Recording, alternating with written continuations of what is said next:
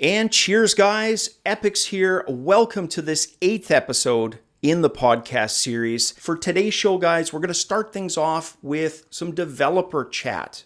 And it's a good time to remind you, if you're not aware, I use timestamps and have for the last few years for all the topics I end up talking about. So if you aren't interested in developer stuff, you can just skip over it, go to the next story piece, always in the description for you.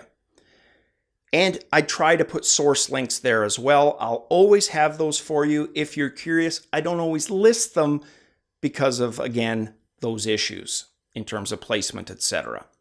So yeah, we're going to start with development chat today, a $50,000 contest.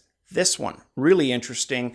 We're going to talk about the crazy sale on the Windows mixed reality units, Vox Machinae, which is a Mech-based game that looks absolutely amazing, in my opinion.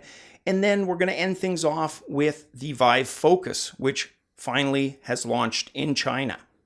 So let's get started. Let's start with the dev chat. So this is a contest. It's a Viveport contest, so HTC and Valve likely directly behind it. And they're offering $50,000 for a virtual reality application that best meets two sets of criteria. And the first of those, and I think you'll agree when you hear them, is how fun, which is going to be pretty subjective, how engaging overall, and the third, how useful. So that's kind of one category. That's weighted at about 50% of its overall percentage. And then the second 50% is based on metrics like total downloads, user sessions, and overall time played. So very much like the YouTube metrics in terms of watch time, etc. So yeah, I absolutely think that's fair, and I think it's really cool because it can attract a lot of talent that might not otherwise get exposure. We're at that stage where there's so many indie companies that, you got to have a good degree of luck as well, just like with YouTube, again, to draw that comparison, to kind of rise above a lot of the other stuff. Well, what I like in this too, and why I think it's so neat, is the roguelike programming contest. And it's a 7-day RL.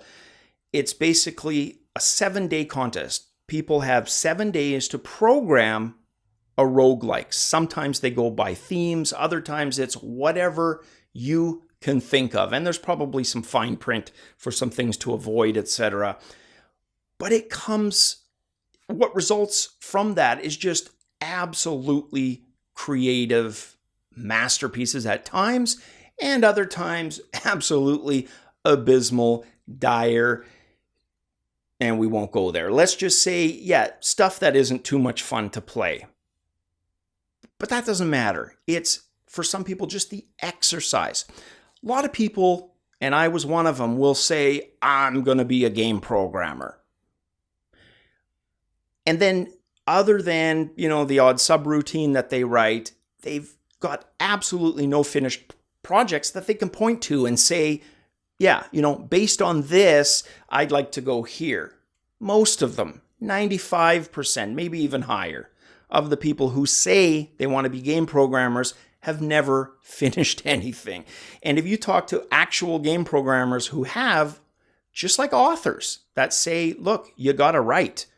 Even if it's not published, finish something. Start something and then finish it. Game programming, absolutely no different. And roguelikes, just so perfect for that. Very simple by their nature, and yet they can be devilishly complex in terms of details because they tend to be text only. People don't have to get bogged down with the graphics. You can go back to those days of being a one-person programming team. You don't have to be a fantastic artist. Doesn't mean you can't be creative and use ASCII art in all kinds of novel ways. People do that too, but the focus can kind of stay where it needs to, and that's the game itself. Is it fun, and is it finished? So that contest was just a fantastic way to get a lot of those people with those types of ambitions to actually finish something. So I can't wait to see what they come up with for virtual reality games. So I hope, and this is a desire, that they don't simply announce the winners and then bury the rest. I would love to have access, if the authors themselves are willing, and I don't see why they wouldn't be, because it's exposure, added exposure, is perhaps make the top 20 or top 30, or if it's a really slim pickings, maybe it's the top 10, like a dozen, and have those available for download so people can play them. Or maybe you take the top half dozen to a dozen again, and this time you do a fan favorite vote. So instead of the regular judging panel, you've got, the fans doing it. And you might have the same game or a completely different game that the judges overlooked because they had that strict criteria. So I love stuff like that. And the other thing I like about roguelikes, having actually finished my own but very, very primitive ones, is it's a micro version of pretty much everything you would do with a bigger game. There's a little bit of combat, inventory management, menu navigation, storylines possibly, doesn't need to be, procedural content, randomized content as well. That differs from procedural in some subtle ways and not so subtle ways, so that's why I mentioned them both. It's perfect for creating sometimes the skeleton of a much more complex graphical RPG, and you can disguise that with the lower requirements of a roguelike. So have a look if you haven't ever checked those out. When I talk about roguelikes, I don't mean kind of the modern version of that. I'm talking Angband, NetHack, Dungeon Crawl, and Ancient Domains of Mystery, the big four, and those offshoots. Absolutely fantastic. They can get so addicting because it's never the same experience twice. From a statistical point of view, yeah, you could probably argue that, and you could say, well, the structure's similar, which it is, but infinitely replayable, or at least replayable up to a point. So how are those VR titles going to compare to that? I don't know. Don't have a clue, but I can't wait to find out. In fact, where I was going to try to tie all of this together was hoping that some programmers out there do exactly that, create a roguelike in VR. And the reason I was fussy about my definition of it, I've seen everything under the sun be labeled as a roguelike. If it has any procedural content, people quickly want to label it as a roguelike. I'm specifically talking old school. No, an actual dungeon crawler roguelike. It could be sci-fi, it doesn't have to be fantasy. From start to finish, though, in virtual reality.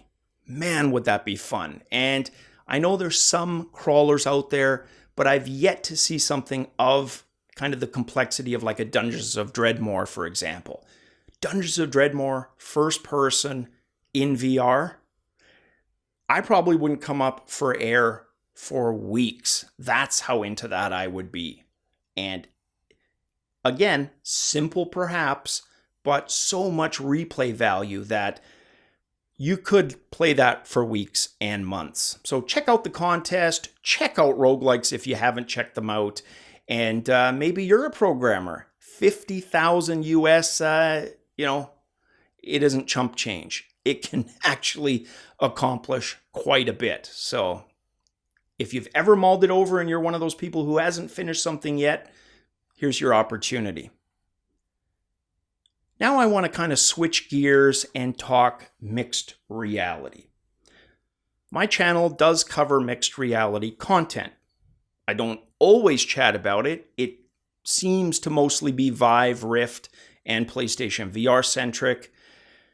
Some of that is just the nature of the news out there, and other times it is my problem. It's my fault for, maybe not digging deeper on the mixed reality side. I'm going to make sure moving forward that's not the case, that I do dig deeper, because it's every bit VR content like the other stuff. And I've said before, I want VR to succeed. So of course I want the mixed reality units to succeed. What has me worried is this latest sale. Don't get me wrong, I love a good sale. We're talking, I think, and I mentioned this in the Roundup episode, savings of between 37 and 52%. You heard me right. 52%. Literally halving the prices in some cases. The worry for me is what's prompting this. Now, not normally a doom and gloom type person, but you could look at that and say, wow, they've only been out for a few months. One of the reasons they may be this quick to slash the prices, and I saw some of the comments on my same theory for the Roundup. I haven't really dug through all of them, but some comments saying that that's not necessarily the case because they may just, want to give it an extra little boost. And of course, that's a possibility. But so is the other angle, which is this close after launch, they're not getting the sales figures that they want. What better way to boost those sales, put themselves back in the news, than to slash prices by half in some cases? Now, this is where you wish you had sales figures that were public. I get the reasoning for not making them public, but it sure would explain a lot for those of us who are VR content creators for more newsy stuff, right? It would help substantiate speculation, stories in a lot of cases. But no, we're going to be left to guess, to speculate. But that is something that just keeps cropping up for me, that sales haven't been where they need to. And can you blame people? Some of the devices are fantastic spec-wise. Some of them are really aesthetically pleasing HMDs. But it almost seems like there's too much choice. Microsoft has this fantastic vendor alliance with the Acers and Lenovos, but maybe it's too much. And I hate to say that because competition, I'm one of those people who believes competition is a good thing. It's a constructive thing. It's something that when you've got market economies helps. There's a benefit to it. But at the same time, you can also have an absolute glut of too much. And I think we might be at that point, oversaturation of VR devices. We talk about that on the mobile side of things, but man, what about the tethered side of it? The desktop solutions / console solutions. There's a heck of a lot of units there too. So I named the big three right off the bat. Throw in the Windows units, and you've got another half dozen. We're almost up to 10. Well, then you've got Pimax and another handful of ones that get talked about even less that are still there on the sidelines, hoping to either launch or have more success. So not necessarily mobile. The regular ones, I would say, yeah, it's at this point just kind of oversaturated the market. Whenever you've got that, the tendency is for the cream to kind of rise to the top. Not always, though. Going back to the analogy I use quite a bit of, the old 8-bit eras, right? When it was just Sega and Nintendo. It was never just them. There were always other players. They just didn't have the exposure. Take Atari and Intellivision. And then there was the Odyssey, which has a hardcore following and did back then, but ultimately no real market penetration to speak of. It was the Atari and Intellivision show. ColecoVision then joined a little bit later, and their whole thing, their gimmick was, holy crap, this is arcade realistic. So applying that to the present day with all these VR devices, yeah, there's nothing really to set Windows Mixed Reality apart. There's hardcore among you, yes, and I know a lot of that stuff, but we're the exception, guys. The average consumer is going to look at that, and all they see is an alphabet soup of jumbled names, models, prices. And it's that kind of confusion that those rock bottom, cheap arse solutions that we all dislike prey on. You know what I'm talking about, those $50 El Cheapo virtual reality headsets that you can find at Best Buy or Walmart, right beside the good stuff. A lot of consumers don't know, and they end up buying that stuff, and they bank on that, these companies. They don't really think that they're fantastic. Usually they're not that self-deluded. Instead, that's what they hope for. People who are just innately cheap and misinformed. And sure, there might be some gems in the rough. I don't want to knock them all, but for the most part, glut is glut, and that's what you get with those.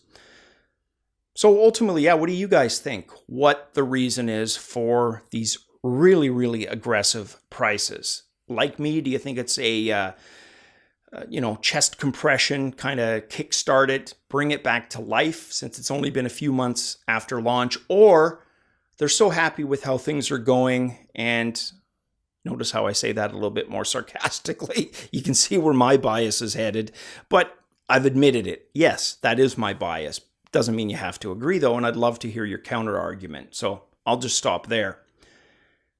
Now, what I do want to talk about is Vox Machinae, which I could probably pronounce another 6, different ways. We're going to go with that one. This may be the Mech game to kind of tie us all over until we get the official Mech Warrior game. I know there's some indie titles, but for me, for the most part, they haven't been the type that I like, which I've said before is the lumbering Mech Warrior variety. I love that. The slower, shambling, lumbering mechs, armed to the teeth with, an array of absolutely everything and the kitchen sink, where you can get out and salvage and do upgrades. It's a little RPG kind of light, like Elite Dangerous is, but for mechs. That is my hope. And so far, Vox definitely seems to address the lumbering aspect. The rest of it, I'm not so sure. I'm going to try to get into actually playing this. Just before while I was researching for this episode, I noticed that there's some spots available for some closed testing. Probably an NDA goes along with that, some non-disclosure. But if I can get in and talk about it, I will. If I can get in, I'll mention that I'm in. I just may not be able to talk about it. But absolutely looks interesting. If you look at the videos, and I featured a gameplay video in last night's VR Roundup, that in my opinion just looks absolutely stunning. And the thought of playing that cockpit style in VR, it's got me excited. So that game, supposedly after this closed beta, is pretty close to launch. They want to launch the first part of this year, not the second half. So not necessarily a situation like the Mech Warrior game. So super stoked about that. Can't wait, A, to just try the beta, and B, a final version, especially if they throw in RPG Lite aspects to it. That would be awesome. So Space Bullet, they're the devs behind it. They are eager for people to do that closed play testing. And I love to say, because that came up a lot when I worked at EA as a tester, is, you get paid to play games. No, you get paid to test games. Completely different. Testing is not fun. Testing is repetitive, it's boring, and you absolutely hate and can't stand the title you're working on by the time all is said and done and it's ready to ship that title. So no, very rare that you still enjoy a game after you've tested it. So careful what you wish for. You're going to see a game, you're going to see the ugly behind-the-scene parts of that game that could spoil the final full version for you. So I know it sounds enticing. I get to see the game and I get to play it. They're looking for people to test stability, efficiency, streamlining, user interface, all of that stuff. So definitely, if you're going to do that, give it some good thought, please. You might end up hating that game, even if you like mech games. And then next up, guys, the Vive Focus over in China launching. So pre-orders had opened up in December, and here we are the next month, just like they said they would, they're starting to ship these units. Now, we've talked at length in other shows about why I think they went with a China-only market. And the possibility for that is, well, look at the stats. Let's take a look at the number of smartphones. So we all know the billion-plus population in China. In the year 2000, they had 85 million smartphones. Before smartphones were even a thing, they had the type of numbers that only now the US has with its market and number of smartphone users. I think it was 2003 or 2004, China hit that level. Yeah, all based on volume. That's exactly my point. But now fast forward to 2017, we're talking almost a phone subscription per person in China. 1.3 billion smartphones versus 224 million in the US.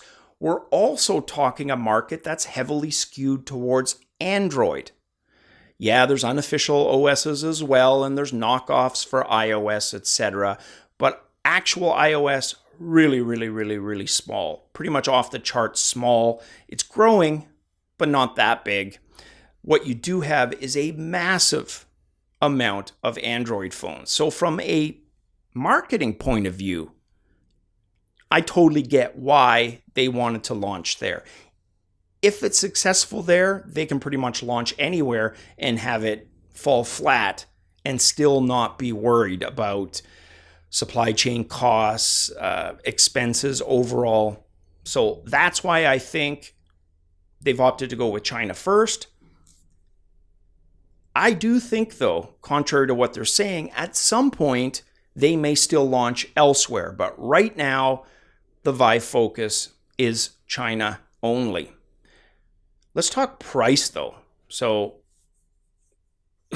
wow, we talked about the unit, the Lenovo one, as being expensive last week. I mentioned it. You ain't seen nothing yet, guys. $670 US for the blue one, $625 US for the white model. And remember, these are Google Daydream clones, essentially. It's part of that Daydream ecosphere, which plays right into the majority market Android phone, the volume, all of that stuff in China. It's just advantageous for them to launch here first, have the amount of installed users ready to go, and why they wouldn't necessarily do it with one of those Qualcomm-style mobile ones. No, they are specifically targeting Daydream because of that market that they have with the Android phones. So 1.3 billion. Now, of course, you clean up those numbers, you have a substantially different picture, but still, compared to the US and other markets, it still looks really damn good. So that one we just need to follow. Follow how they do this year. That's going to be key. By the end of fall, going into the holiday season, we should already know ultimately if it's going to be successful or if it is successful or not. And I'm talking about the Vive Focus itself as a device in China and whether it's going to get launched here. If everything is favorable come the end of fall, going into that holiday season, yeah, I think we might see it launch here and elsewhere. But that's what they're waiting for first. Well, guys, let me know. I mean, is that going to stop you? Are you still going to try to get one even though it's only in China? I suppose, obviously, if you're a Mandarin speaker and you can read, yeah, why not? You might as well, right? You might be able to get it for a decent price somewhere, but that US price is set to translate into the equivalent in the Chinese market. So no matter which way you look at it, it's not cheap. Tomorrow, guys, we're going to have a little bit more of a game focus, not just because it'll be the day before Game and Friday, but there's some interesting things I want to talk about that I didn't kind of want to discuss in today's show. So the second VR Raw episode tomorrow, we'll get into that. Other than that, guys, that's it for this episode. So a couple of things in the comments. If you have an opportunity, guys, let me know about those two things.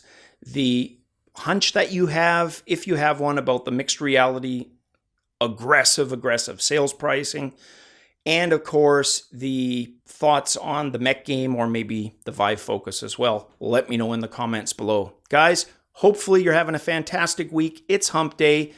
We're in the final stretch. Guys, as always, cheers.